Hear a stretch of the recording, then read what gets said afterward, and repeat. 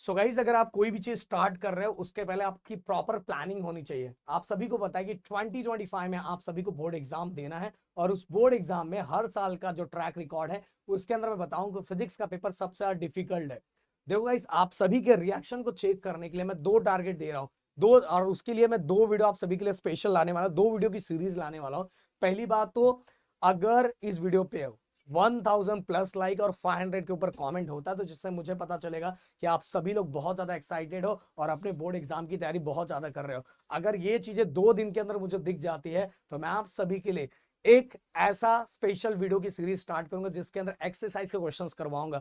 क्योंकि गाइस मैंने पहले ही बोल के रखा है और जिन बच्चों को नहीं पता है कि हमारे 12th के लिए बेसिकली 3 चैनल है। एक है प्रदीप गिरी 11-12 अकेडमी जिसमें मुझे देख रहे हो, और इसके बाद गिरी ट्यूटोरियल जिसपे ऑलरेडी मेरे lectures, fresh lectures already uploaded है। इसी बार हमने बनाया है तो ऑलरेडी अपलोडेड है, आप जाके देख सकते हो। पुराने भी है बट इस बार मैंने फ्रेश डिजिटल बोर्ड पे बनाया हुआ है। उस पे राहुल सर, मेरे एंड बाकी सभी टीचर्स के इस पे है, और लाइव लेक्चर सभी प्रदीप गिरी अपडेट पे है। तीनों चैनलों का लिंक मैंने डिस्क्रिप्शन में डाला है। प्लीज अपना सपोर्ट दिखाओ और चैनल को सब्सक्राइब करके रखो जिससे हमें एक मोटिवेशन आएगा। और गिरी टू, और एक चीज और मैं बताना चाहूंगा, मुझे बहुत अच्छा लगा, मैं पिछले कई दिनों से ऑब्जर्व कर रहा हूँ, पिछले 10 दिनों से ज्यादा देख रहा हूँ कि आप लोगों ने पढ़ना स्टार्ट कर दिया है। रोटेशनल डायनामिक जो फर्स्ट चैप्टर फिजिक्स का, राहुल सर का मैथ का, सभी वीडियोस के नीचे कमेंट आ रहा है और बहुत प्यारे प्यारे कमेंट आ रहे हैं, मुझे बहुत अच्छा लग रहा है। और मैं चाहूंगा कि ये जो चैनल जिसपे आप मुझे देख रहे हो इस पे केमिस्ट्री, पूरा का पूरा केमिस्ट्री एंड इसके बाद फिजिक्स 2, ये दोनों इस चैनल पे प्रेजेंट है। और गिरी टूडो इस चैनल पे फिजिक्स 1 एंड राहुल सर का M1 प्रेजेंट है, और इसी चैनल पे राहुल सर का M2 भी है। और बाकी जो लाइव लेक्चर्स है इंग्लिश के सभी कुछ प्रदीप गिरी अपडेट पे है, तो आप देख सकते हो। फटाफट फटाफट प्लेलिस्ट में नीचे नीचे जाओगे तो आपको सब कुछ चीजें दिखाई देगी और पढ़ना आप स्टार्ट कर सकते हो फटाफट। और कमेंट जरूर करना वहां जाके जिससे मुझे पता चलेगा कि अपने दोस्त पढ़ना स्टार्ट कर रहे हैं। भाई अपने को भी इनके लिए काम करना है कि बच्चे जाग चुके हैं। अब देखोगा इस फिजिक्स के अंदर अगर आपको 100 आउट ऑफ 100 का टारगेट है, पेपर आपका 70 का ही आएगा, बट 30 मार्क्स आपके इंटरनल मार्क्स हो, जो प्रैक्टिकल के मार्क्स होते हैं वो 30 मार्क्स होता है। बट गाइस स्टार्टिंग से ही पहले यूनिट टेस्ट से, सेमेस्टर एग्जाम से, स्कूल में अगर अपना भौकाल मचा के रखे हो ना तो आपका रिजल्ट भी भौकाल वाइज ही आएगा। 11th का टेंशन हटा दो। 11th ज्यादातर बच्चों का ऐसा ही हाल रहता है, ठीक से पढ़ते नहीं है। और स्टार्टिंग से देखो 10 से आए रहते तो यार इतने थके हारे रहते हैं, सोचते थोड़ा बहुत चिल करेंगे, और चिल करने के चक्कर में पूरा साल भर ही चिल कर देते हैं। बट प्लीज रिक्वेस्ट है 12th को स्टार्टिंग से पूरे सीरियस लेना। एक चीज और बताऊंगा, मेरा ऑफलाइन क्लास जो गिरी ट्यूटोरियल है पिछले 17 सालों से चल रहा है। गिरी ट्यूटोरियल जाके चेक करोगे, ये गूगल पे सर्च करोगे तो आपको सब कुछ मिल जाएगा। 21 से मेरा ऑफलाइन बैच स्टार्ट हो रहा है, बट ऐप पे भी इस बार हम लोग कोर्स लाने वाले जो 25 to 30 के बीच में लॉन्च होने वाला है। तो अगर ऑफलाइन में आना चाहते हो, ऑनलाइन में आना चाहते हो, और यूट्यूब पे भी पूरा कंटेंट है। और इस बार अगर आपका सपोर्ट मिला तो एक्सरसाइज की सीरीज भी स्टार्ट करने वाले हम लोग। तो अब फिजिक्स अगर आपको स्टार्ट करना है तो कैसे करना चाहिए, टोटल मैं 3 स्टेप्स बताऊंगा आपको फिजिक्स स्टार्ट करने का। सबसे पहला स्टेप तो मैं आप सभी को यही बोलूंगा कि फिजिक्स के पूरे चैप्टर को एक बार प्यार से बस बुक सबसे पहले देखो। बहुत सारे बच्चों को तो बुक उन्होंने लास्ट 6-7 महीने तो बुक ही नहीं देखा रहता है। तो सबसे पहले हर चैप्टर को देखो, इसके अंदर टोटल नंबर ऑफ चैप्टर कितने हैं और हर चैप्टर के अंदर क्या दिया हुआ है, क्या दिखा हुआ है, एक बार नजरों से घुमाओ। एक बार नजरों से घुमाओ, और नजरों से घुमाने का बुक को पूरी अच्छी तरीके से देखो। पहली बार उस बुक से देखोगे ना तो बहुत डर लगेगा, अरे यार 11th का बुक तो अलग था, इसके अंदर तो सब डेरिवेशन पूरा मैथ जैसा ही सब कुछ दिख रहा है।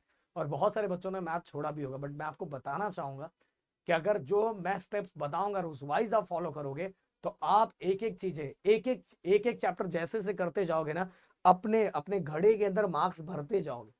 तो पहले स्टेप के अंदर मैंने आप लोगों को बोला कि आपको बुक को पूरी तरह से देखना है। बुक को देखने के साथ ही आपको पेपर पैटर्न देखना है जो ऑलरेडी अपने चैनल पे हमने डाला हुआ है। आपको पुराना मेरा वीडियो मिल जाए, नया वीडियो मिल जाए, जो भी मिल जाए वो देखना है। सिलेबस चेंज नहीं हुआ है, उसको देखना है। पेपर पैटर्न को अच्छे से देखना है, सिलेबस को अच्छे से देखना है, और उसके साथ ही आपको यह देखना है कि हर एक्सरसाइज के लास्ट में कितने क्वेश्चंस दिए हुए। इवन अगर आप चाहो तो अभी से अपने साथ एक उत्तम बुक आता है, उत्तम, उत्तम कुछ उत्तम नहीं बोल रहा, अति उत्तम नहीं बोल रहा, उत्तम बुक का नाम है, आप अभी से अपने साथ रख सकते हो। नया तो अभी पब्लिकेशन इस बार का आया नहीं होगा, पुराना अभी खरीदने की जरूरत नहीं, अगर आजू बाजू से कहीं जुगाड़ हो जाए तो लो लेके अपने साथ रख सकते हो। ये 3 चीजें आपके पास होना चाहिए। इसके बाद गाइस, और सबसे बड़ी बात, अपना चैनल और अपना साथ होना चाहिए, ये सबसे बड़ी बात है। Steps number 1। अब स्टेप्स नंबर 2 में आपने पहला चैप्टर एग्जांपल देता हूं, रोटेशनल डायनामिक्स स्टार्ट किया। अभी आपके पास अच्छा खासा टाइम है, अच्छा खासा टाइम है, नेक्स्ट लेवल का टाइम है। तो रोटेशनल डायनेमिक एकदम डिटेल में, एकदम अच्छी तरीके से करो अपने चैनल। अब नीचे जाओगे, नीचे जाओगे, प्लेलिस्ट में चेक करोगे तो आपको दिखाई देगा, गिरी टूरोगे, होम पेज पे जाओगे तो नीचे जाओ, पहला ऊपर ही है, नीचे जाने की जरूरत नहीं, 12 का ऊपर ही है। 12 में डायरेक्ट ही आपको रोटेशनल डायनेमिक मिलेगा, उसमें पूरे लेक्चर्स वीडियो भी है, देन इसका वन शॉट वीडियो भी दिया हुआ है। तो डिटेल में उसको फटाफट अभी भगा के देखने की भी जरूरत नहीं है, एक एक चीजें जो प्यार से प्रदीप सर ने बताया उसको ध्यान से सुनो और लिखना स्टार्ट करो।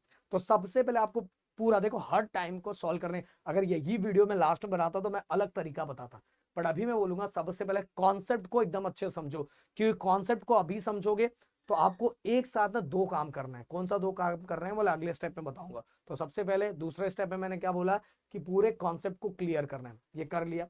इसके बाद गाइज आपको क्या करना है, जैसे ही आपने कंप्लीट कर लिया, अगले स्टेप में आपको हर जितने भी आपने कॉन्सेप्ट क्लियर किया, जितने सॉल्व न्यूमेरिकल है, अरे सर अनसॉल्व बोलो सर, नहीं, सबसे पहले प्रदीप सर सॉल्व न्यूमेरिकल बोलेंगे। क्यों? क्योंकि देखो आपके अनसॉल्व न्यूमेरिकल के अंदर बहुत सारे ऐसे न्यूमेरिकल भी दिए हुए जो आपके बोर्ड एग्जाम में नहीं आएगा, क्योंकि मैक्सिमम आपके बोर्ड में जो न्यूमेरिकल्स आते हैं वो 2 और 3 मार्क्स के होते हैं, बट अनसॉल्व न्यूमेरिकल में बहुत सारे ऐसे न्यूमेरिकल्स भी होते हैं जो सही बोलूं 4-5 मार्क्स से भी ज्यादा के होते हैं, बट वैसे न्यूमेरिकल एग्जाम में आते नहीं है। बट इतना जल्दी आप इतना नहीं समझ पाओगे कि कौन से न्यूमेरिकल 2 मार्क्स के, कौन से 3 मार्क्स के, कौन से 4 मार्क्स के, कौन से 5 मार्क्स से उससे बड़े न्यूमेरिकल होंगे, ये समझ नहीं पाओगे, क्योंकि आपके पेपर पैटर्न के हिसाब से मैक्सिमम 2 और 3 मार्क्स के ही न्यूमेरिकल आपको पूछे जाएंगे। इसीलिए पहला जो लास्ट वाला स्टेप्स मैंने बोला कि आपको एक्सरसाइज के बीच के जो न्यूमेरिकल्स है उसको साथ में, मतलब आपके खत्म होने के बाद अगले स्टेप में उसको सॉल्व कर लेना है। फिर इसके बाद ये आपका सब हो गया, अब पहले चैप्टर, क्योंकि आपके पास अच्छा खासा टाइम है, फिर इसके बाद आपको उत्तम जो मैंने बोला वो निकालना है। वो निकालने के बाद ये एनालाइज करना है कि पिछले 2-3 सालों के अंदर, मैक्सिमम 3-4 साल के अंदर कौन सा ऐसा क्वेश्चन है जो इस चैप्टर का ज्यादा पूछा गया है। अब आप बोलोगे सर उत्तम में जब मैंने उठा के देखा तो उसमें 2012, 2018 ऐसा, 2017-16 का भी दिया, तब तो सिलेबस अलग था। अरे मेरे दोस्त, सिलेबस अलग था, न्यूटन लॉ चेंज नहीं होता। हाँ, पहले बस बताना चाहूंगा कि मेरे बाद जब मैं पढ़ा था उसके बाद 2 बार सिलेबस चेंज हो चुका है, और मेरे टाइम ये रोटेशनल डायनामिक को 2 पार्ट में डिवाइड किया गया था। एक होता है सर्कुलर मोशन, एक होता है रोटेशनल मोशन, और दोनों को कंबाइन करके एनसीईआरटी बेसिस बना गया। एनसीईआरटी में भी ऐसा ही है और हमारे यहाँ भी ऐसा बना दिया गया है। तो आपको क्या करना है, जैसे ही आपने पूरा खत्म किया तो उत्तम का बुक उठाना है, उत्तम के बुक में उठा के आपको ये देखना है। वैसे उत्तम के सभी क्वेश्चंस को देख लोगे ज्यादा अच्छा है, ईयर मत देखो, ईयर पे फोकस मत करो, सभी क्वेश्चंस वैसे ही होते हैं, समझ में? तो आप देखो कैसे टाइप के क्वेश्चंस पूछे गए हैं एग्जाम में। बेसिकली आपका focus 2 marks, 3 marks and 4 marks का क्वेश्चन इसके अंदर है।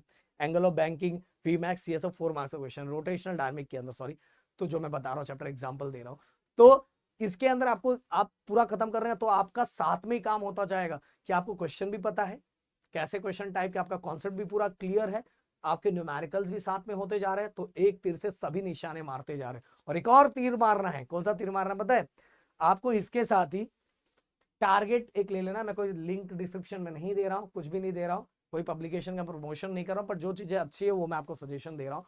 आपको अगर बेटर अच्छा स्कोर करना है तो या तो टारगेट या तो आप सभी को अरिहंत, ये 2 पब्लिकेशन, टारगेट इस समय ज्यादा बेटर कर रहा है, तो टारगेट बुक साथ में रखना, जिससे आपका सीटी की भी तैयारी साथ में होगी, साथ में सीटी की तैयारी होगी। मैं बोलना चाहूंगा कि अपने महाराष्ट्र के अंदर हम बहुत ज्यादा लकी हैं कि महाराष्ट्र के अंदर ऐसे बहुत सारे कॉलेजेस हैं जो सीईटी के दम पे ही हमें मिल जाता है।